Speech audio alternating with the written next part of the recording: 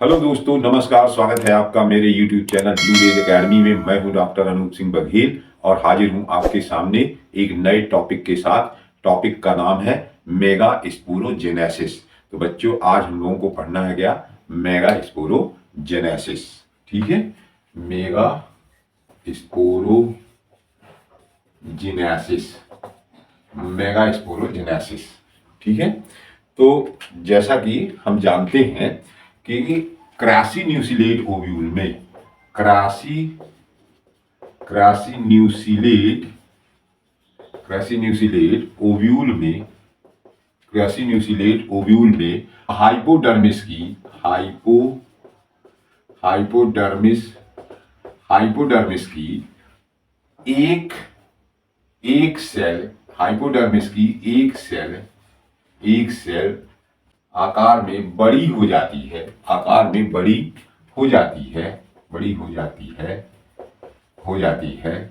और Archie स्पोरियल cell की तरह कार्य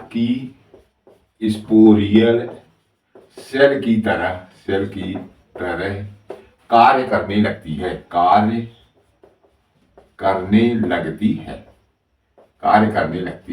आर्की स्पोरियल सेल की तरह कार्य करने लगती है।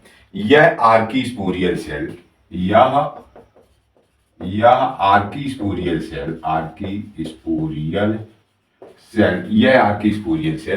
एक पेरिक्लाइनल डिवीजन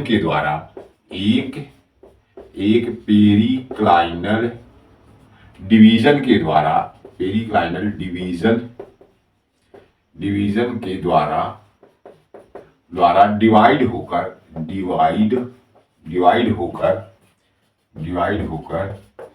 और बाहर की ओर एक प्राइमरी पेराइटल सेल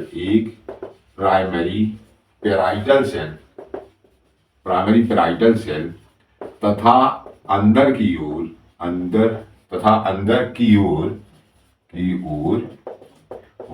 एक प्राइमरी स्पोरोजीनस सेल का निर्माण करती है।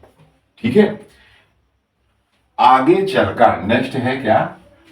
चलकर यह प्राइमरी पेराइटल सेल डिवाइड होकर न्यूसेलस बनाती है और प्राइमरी स्पोरोजीनस सेल सीधे ही मेगास्पोर मदर सेल की तरह कार्य करने लगती है। आगे चलकर प्राइमरी पेराइटल सेल डिवाइड होकर न्यूसेलस का निर्माण करती है,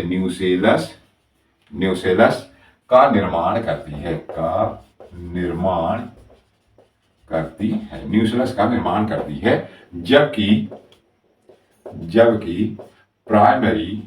प्राइमरी स्पोरोजीनस सेल सीधे ही megaspore mother cell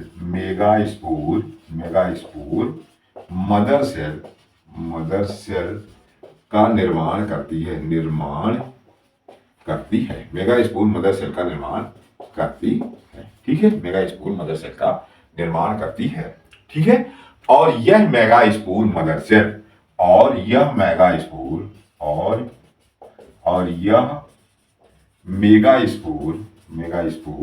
mother cell meiosis division के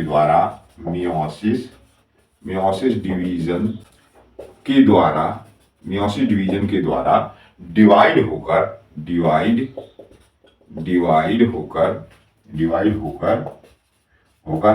मेगास्पोर टेट्राड का निर्माण करती है, मेगास्पोर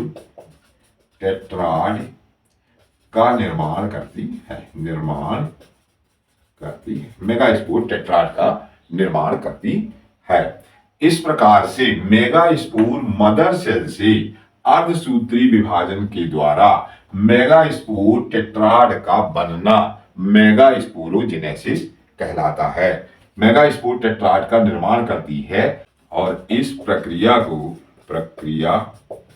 को मेगा स्पोरोजेनेसिस कहते हैं। मेगा स्पोरोजेनेसिस कहते हैं। मेगा स्पोरोजेनेसिस कहते हैं। क्या हुआ कि मेगा स्पोर मदर सेल जो है वो अर्धसूत्री विभाजन के द्वारा विभाजित होकर के मेगा स्पोर टेट्राड का निर्माण करती है और इस प्रोसेस को, इस प्रक्रिया को क्या कहते हैं? मेगा स्पोरोजेनेसिस कहते हैं। अर्थात क्या कह सकते हो कि मेगा स्पोर मदर सेल से मेगा स्पोर टेट्राड का बनना या मेगा स्पोर्स का बनना मेगा स्पोरोजेनेसिस कहलाता है। अर्थात आप क्या लिख सकते हो? अर्थात मेगा स्पोर मदर सेल से मेगा स्पोर्स का बनना, मेगा स्पोर्स का बनना, मेगा स्पोर मदर सेल से मेगा स्पोर का बनना मेगा स्पोरोजेनेसिस कहलाता है। मेगा स्पोरोजेनेसिस कहलाता है। ठीक है, कहलाता है, मेगा स्पोरोजेनेसिस कहलाता है। तो मेगा स्पोरोजेनेसिस क्या है? मेगा स्पोर मदर सेल से मेगा स्पोर का बनना मेगा स्पोरोजेनेसिस कहलाता है। ठीक है, तो क्या होता है कि जो क्रैसिन्यूसिलेट ओव्यूल है उसमें क्या होता है कि हाइपोडर्मल सेल आर्कीस्पोरियल सेल का निर्माण करती है और आर्कीस्पोरियल सेल जो है वो पेरिक्लाइनल डिवीजन के द्वारा डिवाइड होकर के बाहर की ओर प्राइमरी पेराइटल सेल और अंदर की ओर प्राइमरी स्पोरोजीनस सेल का निर्माण करती है। प्राइमरी पेराइटल सेल जो है वो डिवाइड और रीडिवाइड होती है और किसका निर्माण करती है? न्यूसेलस का निर्माण करती है। जबकि प्राइमरी स्पोरोजीनस सेल जो है वो क्या करती है? सीधे ही मेगा स्पोर मदर सेल का निर्माण करती है और वो मेगा स्पोर मदर सेल जो है वो मियोसिस डिवीजन यानी अर्धसूत्री विभाजन के द्वारा विभाजित होकर के मेगा स्पोर टेट्राड का निर्माण करती है और इस क्रिया को क्या कहते हैं? मेगा स्पोरोजेनेसिस कहते हैं। मेगा स्पोर मदर सेल से मेगा स्पोर्स का बनना क्या कहलाता है? मेगा स्पोरोजेनेसिस कहलाता है। ठीक है ना? तो ये किसकी बात हो गई? क्रैसिन्यूसिलेट ओव्यूल में, जिसमें कि हाइपोडर्मिस से आर्कीस्पोरियल सेल बनती है और आर्कीस्पोरियल डिवाइड होकर के प्राइमरी पेराइटल सेल का निर्माण करती है। ठीक है, लेकिन जो टेनिन्यूसिलेट ओव्यूल है, टेनिन्यूसिलेट ओव्यूल जो है क्या कह सकते हैं यहाँ पे अपन? टेनिन्यूसिलेट है ना, टेनिन्यूसिलेट ओव्यूल जो होते हैं उनमें क्या होता है कि हाइपोडर्मिस की एक सेल आकार में बड़ी होकर आर्कीस्पोरियल सेल तो बनाती है। ठीक है, और ये आर्कीस्पोरियल सेल जो है वो पेरिक्लाइनली डिवाइड नहीं होती, पेरिक्लाइनल डिवीजन के द्वारा डिवाइड नहीं होती और इसलिए यहां क्या है? प्राइमरी पेराइटल सेल का निर्माण नहीं होता। इसलिए यहां प्राइमरी पेराइटल सेल का निर्माण नहीं होता और आर्कीस्पोरियल सेल सीधे ही प्राइमरी स्पोरोजीनस सेल का की तरह कार्य करने लगती है ना? तो अपन फिर दूसरा वाला क्या देख ले? टेनिन्यूसिलेट ओव्यूल में, टेनिन्यूसिलेट ओव्यूल में हाइपोडर्मिस की एक सेल, हाइपोडर्मिस की एक सेल आकार में बड़ी होकर क्या बनाती है? आर्कीस्पोरियल सेल का निर्माण करती है। आर्कीस्पोरियल सेल का निर्माण करती है, लेकिन यह आर्कीस्पोरियल सेल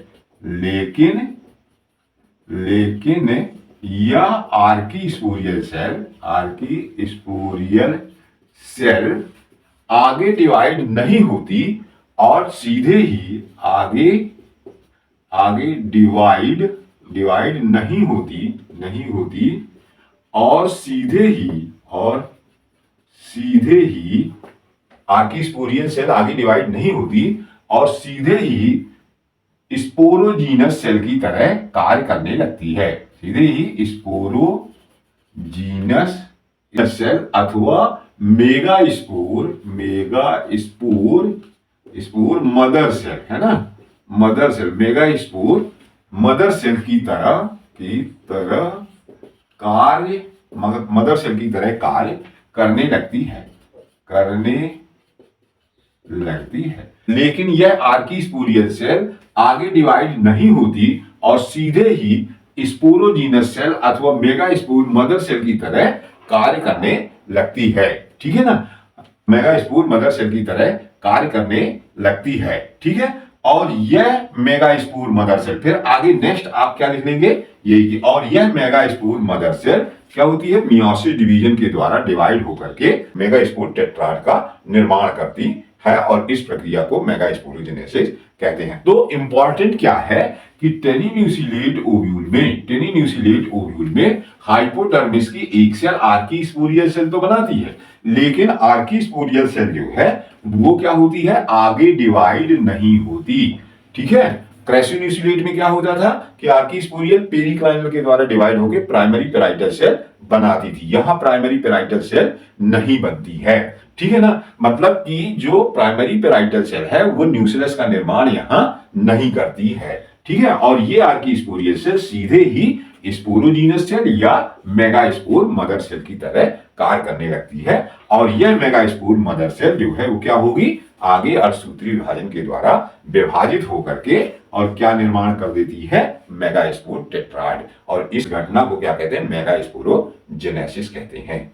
ठीक है ना, तो इस तरह से ये मेगा स्पोरोजेनेसिस है। नेक्स्ट लिखिए, नेक्स्ट क्या होगा, मेगा स्पोर टेट्राड या मेगा स्पोर टेट्राड लीनियर हो सकता है, लीनियर हो सकता है, इन्वर्टेड टी शेप्ड हो सकता है, इन्वर्टेड टी शेप्ड है ना, T shaped, capital T shaped, inverted T shaped, capital T shaped, linear shaped, isobilateral अथवा टेट्राहीड्रल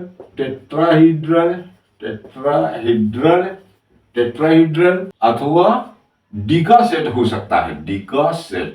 ठीक है, डिकासेट हो सकता है, लीनियर हो सकता है, कैपिटल टी शेप्ड हो सकता है, इन्वर्टेड टी शेप्ड हो सकता है, आइसोबाइलेटरल हो सकता है, टेट्राहीड्रल हो सकता है या डिकासेट भी हो सकता है। किसी भी प्रकार का मेगा स्पोर टेट्राड हो सकता है, लेकिन सामान्यतया कैसा होता है, सामान्यतया लीनियर होता है, लेकिन सामान्यतः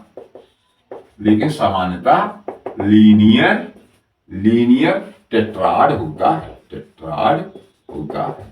कैसा होता है ये, सामान्यतया लीनियर टेट्राड होता है।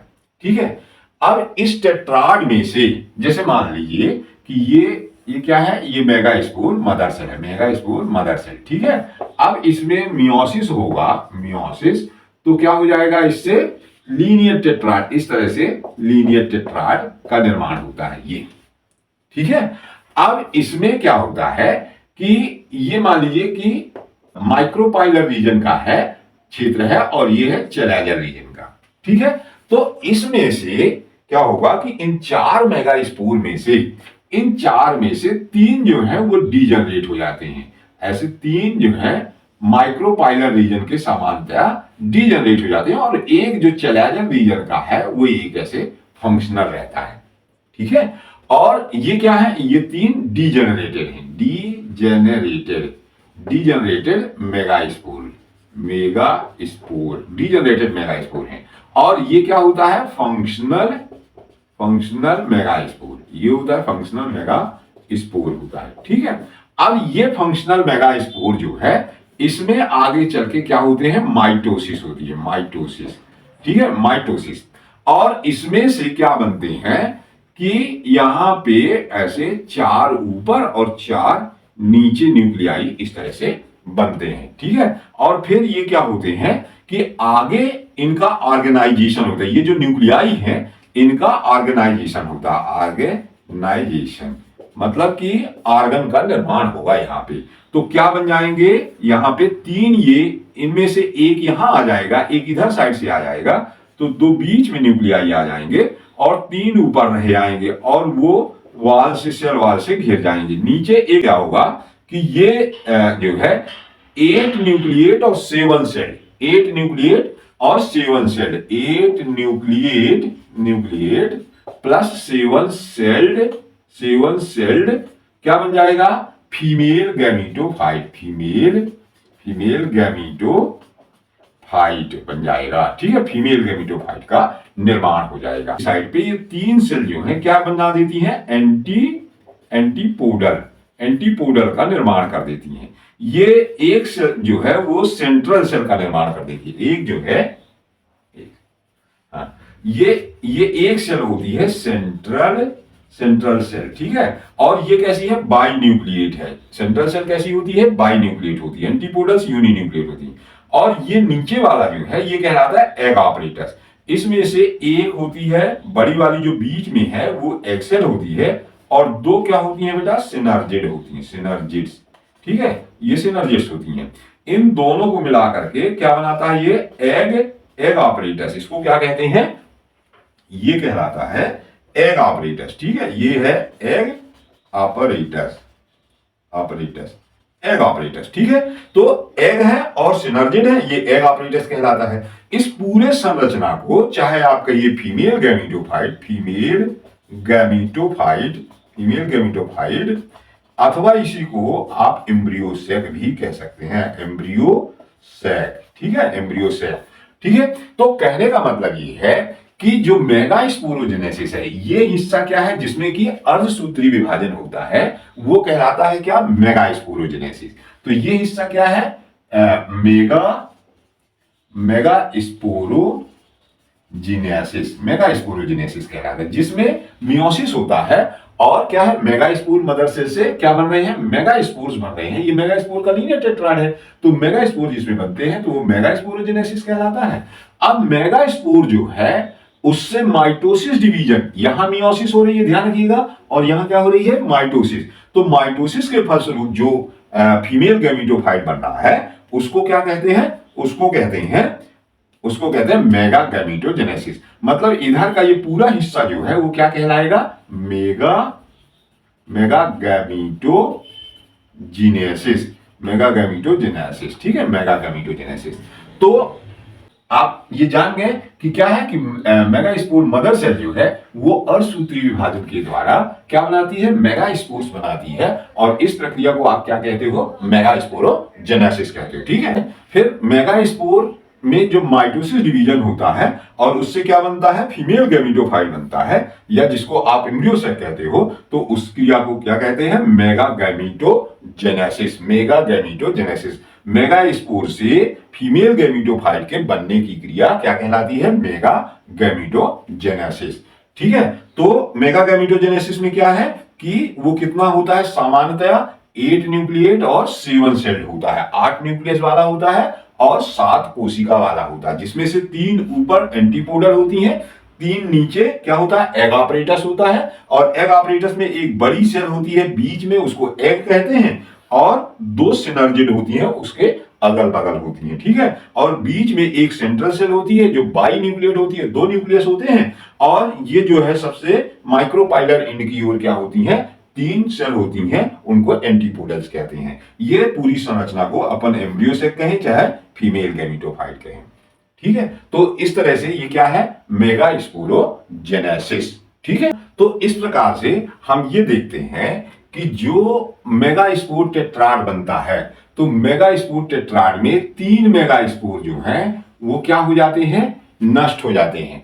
और ये मेगास्पोर जो डिजनरेट हो जाते हैं, वो जो बचा हुआ मेगास्पोर है, फंक्शनल मेगास्पोर है, उसको क्या देते हैं? न्यूट्रिशन देते हैं। ठीक है, तो एक नोट अपन यहां लिख लेंगे कि मेगास्पोरोजेनेसिस के फलस्वरूप मेगास्पोरोजेनेसिस के फलस्वरूप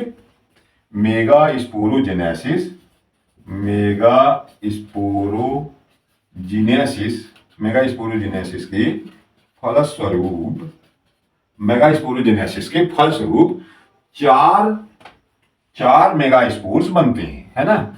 4 मेगास्पोर का निर्माण होता है। जिसमें सामान्यतया माइक्रोपाइलर रीजन के जिसमें सामान्यतः माइक्रोपाइलर रीजन के 3 मेगास्पोर, ये 3 है ना, ये 3 जो है माइक्रोपाइलर रीजन के 3 मेगास्पोर डीजनरेट हो जाते हैं, ठीक है, डीजनरेट हो जाते हैं। 3 मेगास्पोर क्या हो जाते हैं, डीजनरेट हो जाते हैं, और 1 मेगास्पोर फंक्शनल रहता है, और शेष बचा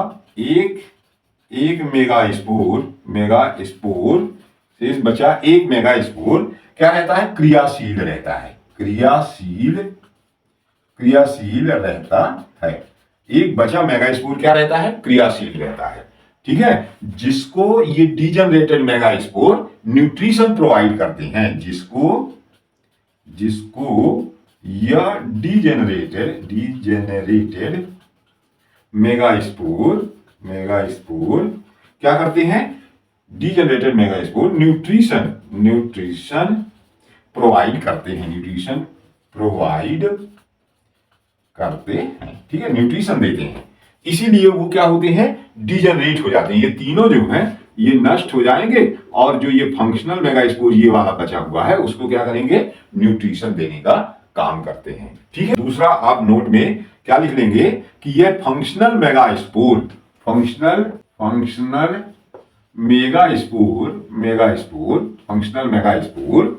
आगे माइटोसिस डिवीजन के द्वारा आगे माइटोसिस, ठीक है, ध्यान रखिएगा ये माइटोसिस है, समसूत्री विभाजन, ठीक है, क्योंकि ये क्या हो चुका है, माइटोसिस इसमें क्यों होगी, क्योंकि ये क्या है बेटा, ये यक्ष है, हैप्लॉइड है। यहां जो मेगास्पोर मदर सेल है वो कैसी थी, 2x थी। अब इसमें जब मियोसिस हो गई तो आप जानते हो हैप्लॉइड है, तो ये सब सारी चीजें क्या हो गई, हैप्लॉइड है, मतलब फीमेल गैमीटोफाइट या एम्ब्रियो सेक भी कैसा है, हैप्लॉइड है, ठीक है ना। तो अपन क्या पढ़ रहे हैं कि फंक्शनल मेगास्पोर जो कि हैप्लॉइड है, आगे माइटोसिस के द्वारा डिवाइड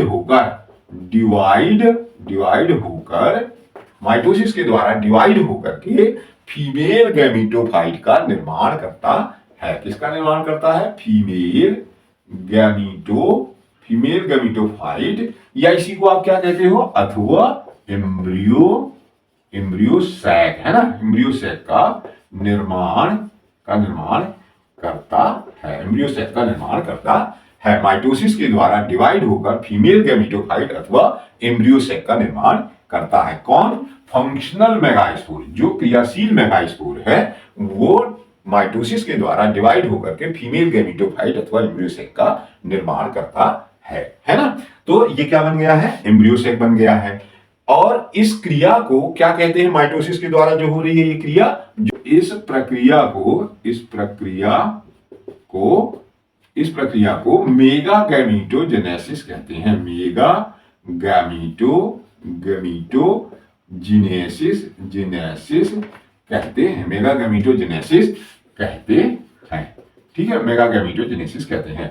अब देखिए यहां आप चाहे फीमेल गैमीटोफाइट इसको कहिए, चाहे इसको एम्ब्रियो सैक कहिए, और चाहे क्या कहिए, मेगा गैमीटोफाइट कहिए। इसी को आप फीमेल गैमीटोफाइट को क्या कह सकते हैं, मेगा गैमीटोफाइट, क्योंकि मेगा गैमीटोजेनेसिस है ना, जो चीज जिससे बनती है, जेनेसिस मतलब होता है बनना, मेगा गैमीटोफाइट का बनना, ठीक है। तो आप इसे क्या कह सकते हैं कि इसे मेगा गैमीटोफाइट भी कहते हैं, ठीक है, मेगा गैमीटोफाइट भी कहते हैं। मतलब 3 नामों से आप इसको जान सकते हैं, फीमेल गैमीटोफाइट कहिए, चाहे एम्ब्रियो सैक कहिए, और इनके बनने की क्रिया क्या कहलाती है, मेगा गैमीटोजेनेसिस कहलाती है। इसलिए इसका क्या है नाम, मेगा गैमीटोफाइट, इसको क्या कहते हैं, मेगा गैमीटोफाइट भी कहते हैं। तो 3 नामों से आप इसको जान सकते हैं, फीमेल गैमीटोफाइट अथवा एम्ब्रियो सैक अथवा मेगा गैमीटोफाइट। और ये क्या है, किससे बना है, फंक्शनल मेगास्पोर से बना है, मेगास्पोर से बना है, जो कैसा है बेटा, हैप्लॉइड है। तो हैप्लॉइड होने के कारण ये जितनी भी संरचनाएं बनेगी इसमें क्या होंगी, हैप्लॉइड ही होंगी, ठीक है ना। तो इस तरह से ये क्या है, मेगा स्पोरोजेनेसिस, और इसी को आप लिख सकते हो मेगा गैमीटोजेनेसिस भी, अथवा क्योंकि मेगा गैमीटोजेनेसिस भी आप पढ़ रहे हैं, तो mega sporogenesis and mega gametogenesis, mega gametogenesis भी इसको कह सकते हैं। ठीक है, तो मेगा स्पोरोजेनेसिस भी अपन ने पढ़ लिया और मेगा गैमीटोजेनेसिस भी पढ़ लिया। ठीक है, तो मेगा स्पोरोजेनेसिस और मेगा गैमीटोजेनेसिस, मतलब ये जो प्रोसेस है ये पूरी क्या है, दोनों है, मेगा स्पोरोजेनेसिस, यहां से यहां तक मेगा स्पोरोजेनेसिस, और ये शेष जो पूरी है वो क्या है, मेगा गैमीटोजेनेसिस। तो इस तरह से आज की वीडियो यहीं तक। यदि मेरी वीडियो पसंद आई हो तो आप सब्सक्राइब, लाइक और शेयर जरूर करिए। धन्यवाद।